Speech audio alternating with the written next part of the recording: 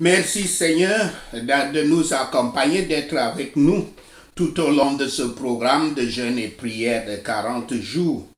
Merci Seigneur Saint-Esprit d'être là toujours à nous guider depuis le premier jour jusqu'à ce jour.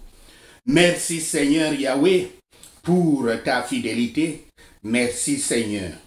Aujourd'hui, l'écriture que le Saint-Esprit nous a donnée, c'est Luc 8, versets 8 à 10. Je lis. Une autre partie tomba dans la bonne terre. Quand elle fut levée, elle donna du fruit au centuple. Après avoir ainsi parlé, Yahshua dit à haute voix, que celui qui a des oreilles pour entendre, entende. Ses disciples lui demandèrent que signifie cette parabole. Il répondit, il vous a été donné de connaître les mystères du royaume de Dieu, mais pour les autres, cela leur est dit en parabole, afin qu'en voyant, ils ne voient point, et qu'en entendant, ils ne comprennent point. Fin de citation. Et ceci est la parole de Dieu. Merci, Seigneur. Loué soit ton saint nom. Aujourd'hui, notre Père Yahweh nous parle de l'élu de Yahweh. Élu de Yahweh. Hier, voici ce que l'Esprit Saint vous a enseigné. Pour devenir chrétien, n'oubliez jamais que vous devez d'abord briser les idoles du moi et de l'orgueil de votre vie, afin de vivre la vie que Adam et Ève vivaient avant leur tentation et leur chute. Yahshua a confirmé l'exigence du brisement dont il est question. Quand on dit briser le moi, briser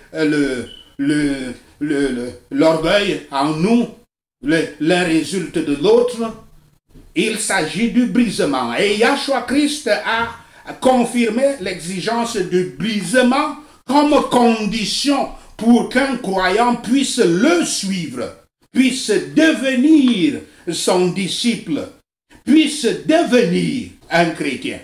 Il dit, en fait le Seigneur dit, je cite, « Si quelqu'un veut venir après moi, qu'il renonce à lui-même, qu'il se charge de sa croix et qu'il me suive. » Fin de citation, ça c'est Matthieu 16, verset 24. Vous renoncez à vous-même en tuant le moi et l'orgueil de votre âme et de votre vie. En les tuant. Car aucun homme ne fait plus de mal à lui-même que celui qui aime soi-même plus que Yahweh. Je cite, « Tout cœur hautain est une abomination à Yahweh. Certes, il ne restera pas impuni. » Fin de citation. Ceci est une citation de Proverbe 16, verset 5. Vous portez votre croix quand vous vous humiliez, ce qui est le résultat final du brisement.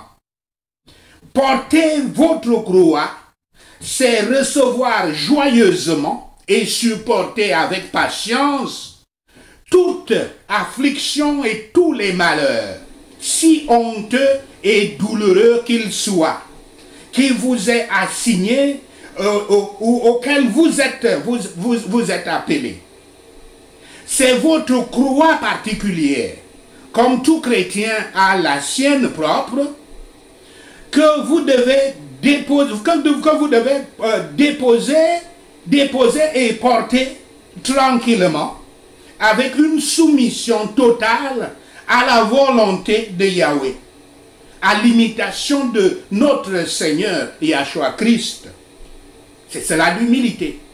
Votre humilité et votre croix sont le résultat du brisement victorieux de votre moi et de votre orgueil dans votre cœur. Vous suivez le Christ et non pas, vous suivez le Christ non pas par vos propres forces, vos propres efforts, mais parce que le Père Yahweh vous a choisi pour être le disciple de son Fils. Car lorsque vous êtes ainsi brisé, le Père Yahweh vous dirigera vers son Fils. Et Yahshua Christ dit justement, je cite, « Nul ne peut venir à moi si le Père qui m'a envoyé ne l'attire, et je le ressusciterai au dernier jour. » Fin de citation. C'est une citation de Jean 6, verset 44. La deuxième partie de cette présentation, le sol fertile.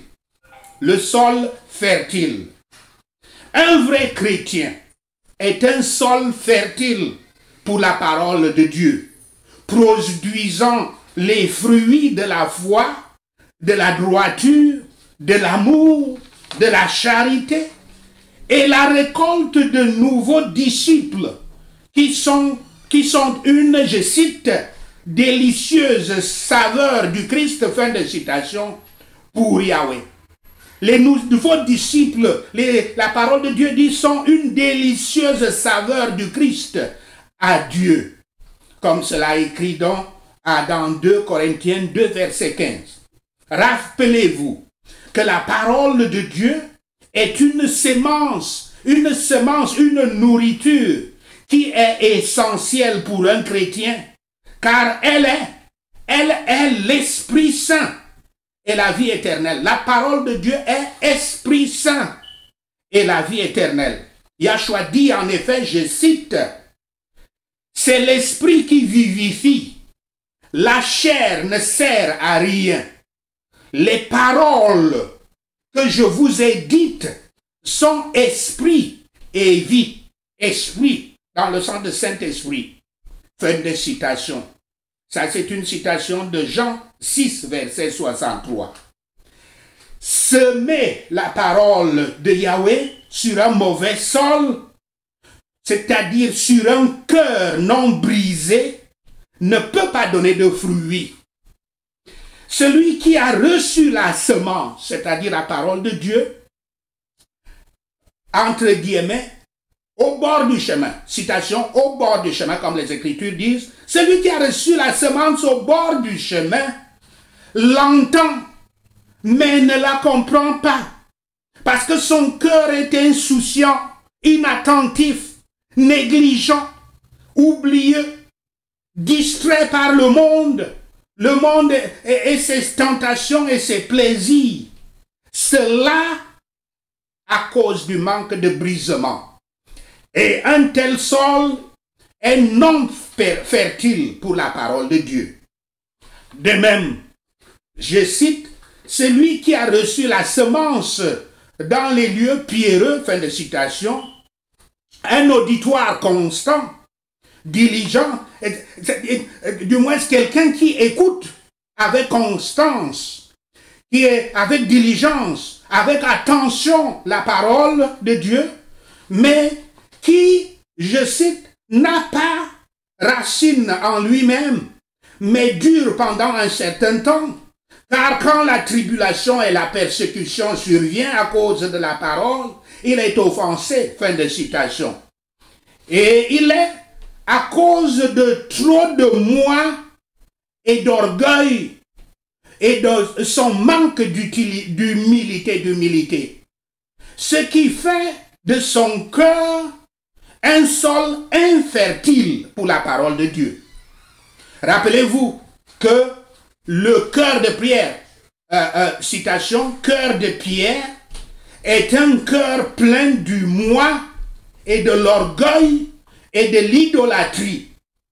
Toutes choses que Yahweh avait promis dans Ézéchiel 36, versets 26 à 27, de remplacer par un nouvel esprit, citation, nouvel esprit, et son, citation, propre esprit. Il avait promis dans cette écriture de remplacer par un nouvel esprit, son propre esprit, à la venue du Christ. Et aussi celui, je cite, qui a reçu la semence parmi les épines, celui qui entend la parole, et les soins de ce monde et la tromperie de la richesse étouffent la parole, et il devient infructueux. Fin de citation. Parce que trop de moi et d'orgueil en lui l'attache à la chair, au monde et à ses plaisirs, qui sont un sol stérile pour la parole de Dieu. Par contre, le bon terrain est le cœur humble. Dans un bon terrain, comme l'Écriture dit, c'est-à-dire le cœur, dans un bon terrain, le cœur est préparé par l'humilité et la grâce pour recevoir la parole honnêtement et pour lui donner toute l'opportunité de grandir. Dans un sol riche et doux, comme l'Écriture dit, c'est-à-dire dans un cœur qui se soumet à l'influence complète de la vérité, la parole est la vérité, sans contrôle sans contrôle par les soucis et les angoisses.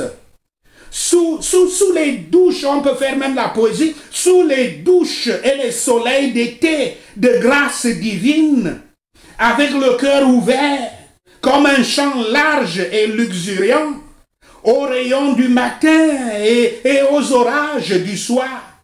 L'Évangile est cette poésie que je viens de lire. L'Évangile prend racine profonde et grandit dans un tel cœur. Il a plein de place. Et alors, et là seulement, cela montre que la parole est là. La parole a été plantée et elle reste. L'auditeur, par rapport à la bonne terre dans laquelle la semence est tombée, est celui qui écoute la parole et la comprend, a une nouvelle compréhension spirituelle qui lui est donnée, en a le pouvoir sur son cœur, l'éclairant et l'accélérant, a une application d'elle faite par le Saint-Esprit de Yahweh et peut discerner sa valeur et son excellence et la distinguer de toutes les autres. Et comme le dit Marc, je cite, la reçoit, fin de citation, la reçoit comme la parole de Dieu, dans l'humilité et la foi, et avec l'amour de celle-ci, et avec toute la promptitude et la douceur, et comme Luc l'observe, citation, la garde, la tient vite contre toute opposition avec de grandes difficultés, ne s'en sépare pas du tout, ni ne s'en écarte du tout, ni n'en a aucun doute à ce sujet. Il ne doute pas d'elle, mais s'y attarde, se lève rapidement et est vaillant pour cela. Voici là le cœur, la personne qui a le cœur qui est la bonne terre, le bon sol. Et il le fait dans et avec un cœur honnête et bon. Citation, cœur honnête et bon. Qu'aucun homme n'a naturellement. Et aucun homme ne peut rendre ainsi son cœur de lui-même. C'est l'œuvre de Yahweh. Et c'est grâce à sa grâce efficace, grâce à la grâce efficace de Yahweh. C'est un cœur de chair, tel que cela, une expression qui est utilisée dans Ézéchiel 36, versets 26 à 27. Un cœur nouveau et juste, et un esprit nouveau et juste. Un cœur qui craint Yahweh, l'aime et lui fait confiance, dans lequel Christ habite par la foi, dans lequel l'Esprit de Dieu, l'Esprit Saint de Dieu, a son temple, et dans lequel toute grâce est implantée. Et un tel cœur, comme il l'entend avec une intention stricte et honnête, et dans l'exercice de la grâce, alors, un tel auditeur tient vite la parole qu'il entend, retient vite la parole qu'il entend, la comprend et la reçoit avec toute fidélité et honnêteté. Le fruit produit et accru par un tel auditeur est le fruit véritable de la grâce et de la justice. Et tout est du Christ, ça vient du Christ, sous les influences de l'Esprit Saint, par la parole et les ordonnances, comme moyen, et par la parole de la gloire de Yahweh. Et quoiqu'ils ne produisent pas la même quantité en tout, ils produisent pourtant la même qualité. Et ils se manifestent, comme le dit Luc, je cite, avec patience, constamment et continuellement, en toute saison, dans le vieillissement et jusqu'à la mort, et est finalement amené à la perfection, et détient et reste jusqu'à la fin, jusqu'à l'éternité. La deuxième section de cette présentation, le privilège de la connaissance. L'Écriture dit, il vous a été donné de connaître les mystères du royaume de Dieu. Fin de citation. Par royaume des cieux, par royaume de Dieu, il s'agit de l'Évangile qui traite le royaume des cieux et des choses qui s'y rapportent, de la conviction des saints, qui est la grâce régénérante et sanctifiante du Saint-Esprit, et de leur droit à lui qui réside dans la justice justifiante du Christ. Les mystères de celui-ci, cela veut dire mystère veut dire leur doctrine sublime, telle qu'elle se rapporte à la Trinité des personnes de la divinité, à l'incarnation du Christ et à l'union des deux natures, humaine et divine en lui, à la prédestination éternelle, la rédemption par le Christ, la satisfaction par son sacrifice, la justification par sa droiture, sa justice, et le pardon par son sang, la résurrection des morts, ainsi de suite, plein de grâce.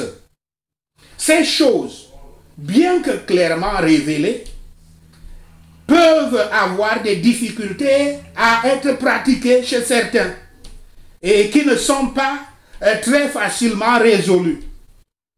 Maintenant, connues et comprises des grandes vérités de l'Évangile, spirituellement, économiquement et expérimentalement, cela n'est pas de la nature ou ne peut pas être acquis par la labeur de l'homme, mais c'est le don de la grâce de Dieu qui découle de sa volonté et de son plaisir souverain en faveur, une faveur que les disciples du Christ, en tant que peuple élu, reçoivent de Yahweh et que se voient refuser d'autres personnes. Cette même faveur est refusée à d'autres personnes, les incroyants. Ces choses sont appelées des secrets qui ne peuvent être prononcés, car le mot utilisé ici est équivalent à notre dicton anglais qui dit maintenir la paix d'un homme. C'est-à-dire le garder sans lui donner une information. Les doctrines de l'Évangile qui ont une connaissance spirituelle sont un don spécial et particulier de Dieu. Le don de la compréhension et de la foi est donné uniquement aux élus et tout le reste sont aveuglés par le jugement juste de Dieu. Yahshua a parlé en parabole pour les cœurs non brisés, parce que c'était la volonté et le plaisir de son Père de donner la connaissance des mystères divins à certains et pas à d'autres. Et parce que même les biens extérieurs qu'ils avaient, utilisés à tort et abusés par eux, leur seraient enlevés dans tous les cas. Ils ont vu les miracles que Yahshua a fait, mais n'ont pas discerné, du moins n'ont pas reconnu le témoignage de ces miracles qui prouvent qu'il est le vrai Messie, qui prouvait qu'il est le véritable Messie. Ils font de même aujourd'hui. Lorsque le Saint-Esprit montre des signes et des miracles quelque part à travers un serviteur de Yahweh. Ils ont entendu le son de la voix du Christ, mais n'ont pas compris ses paroles. Même quand il avait parlé de la manière la plus simple et la plus intelligible, ils n'étaient pas concernés pour connaître leur sens. Par conséquent, il leur parlait de cette manière absolue et parabolique, afin qu'ils soient ce qu'ils étaient réellement, ayant des yeux mais aveugles, ayant des oreilles mais sourds, du moins ceux qui ne comprennent pas, et afin afin que ce qu'il a dit puisse rester scellé scellé et caché à eux, comme des choses contenues dans le livre scellé étaient pour les Juifs d'autrefois. La raison en était, je cite, parce qu'elles étaient en parabole et énigmes, fin de citation. Vous avez les yeux qui voient. Vous avez les yeux qui voient, les oreilles qui entendent. Vous, frères et sœurs en Christ, vous avez les yeux qui voient, les oreilles qui entendent et le cœur qui comprend les mystères du royaume de Yahweh. Uniquement lorsque vous avez un cœur brisé et humble. C'est cela le privilège de la connaissance de Yahweh qui est donné à ses enfants. Il est important que vous complétiez votre brisement afin d'être compté parmi les enfants de Yahweh. Sachez ceci, et le Seigneur Yahweh vous bénira. Amen. Alléluia. Prenons ce point de prière. Prions pour un cœur fertile. Prions. Heureux l'homme qui ne marche pas dans le conseil des méchants, qui ne s'arrête pas sur le chemin des pécheurs, ni ne se trouve dans le siège des moqueurs. Merci Seigneur, au nom de Yahshua le Messie, nous prions. Ma joie est dans la loi de Yahweh, et sur sa loi je médite jour et nuit. Merci Seigneur, au nom de Yahshua le Messie, nous prions. Recherche-moi Seigneur Yahweh, et connais mon cœur. Teste-moi et connais mes pensées anxieuses. Merci Seigneur, au nom de Yahshua le Messie, nous prions. Vois s'il y a une voie offensante et mène-moi dans le chemin éternel. Merci Seigneur, au nom de Yahshua le Messie, nous prions. Mon cœur n'est pas orgueilleux, Seigneur Yahweh. Mes yeux ne sont pas hautains. Merci Seigneur, au nom de Yahshua le Messie, nous prions. Je ne me préoccupe pas des choses importantes ou trop merveilleuses pour moi. Merci Seigneur, au nom de Yahshua le Messie, nous prions. Mais je me suis calmé et je suis calme. Merci Seigneur, au nom de Yahshua le Messie, nous prions. Je suis comme un enfant sévré avec sa mère. Comme un enfant sévré, je suis content. Merci Seigneur, au nom de Yahshua le Messie, nous prions. Frères et sœurs, mettez votre espérance dans Yahweh, maintenant et pour toujours. Merci Seigneur, au nom de Yahshua le Messie, nous prions. Seigneur Yahweh, mets-moi comme un arbre planté, rends-moi comme un arbre planté par les ruisseaux d'eau, qui donne ses fruits en sa saison, et sa feuille ne flétrit pas.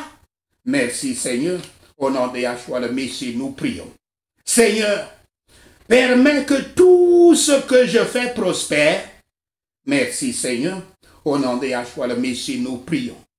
Permets que mes graines tombent toujours sur un bon sol et produisent du grain, un centuple, une soixantaine, une trentaine. Merci Seigneur. Au nom de Yahshua le Messie, nous prions.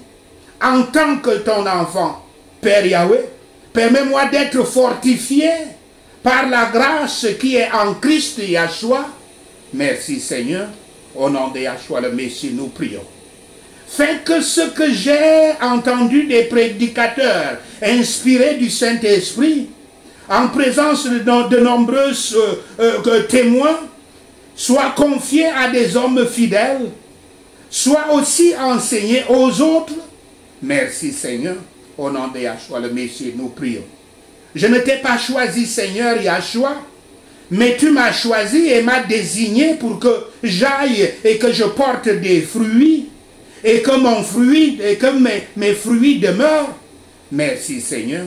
Au nom de Yahshua le Messie, nous prions. Fais que ce que je demande au Père Yahweh en ton nom, Seigneur Yahshua, me soit donné par lui. Merci Seigneur.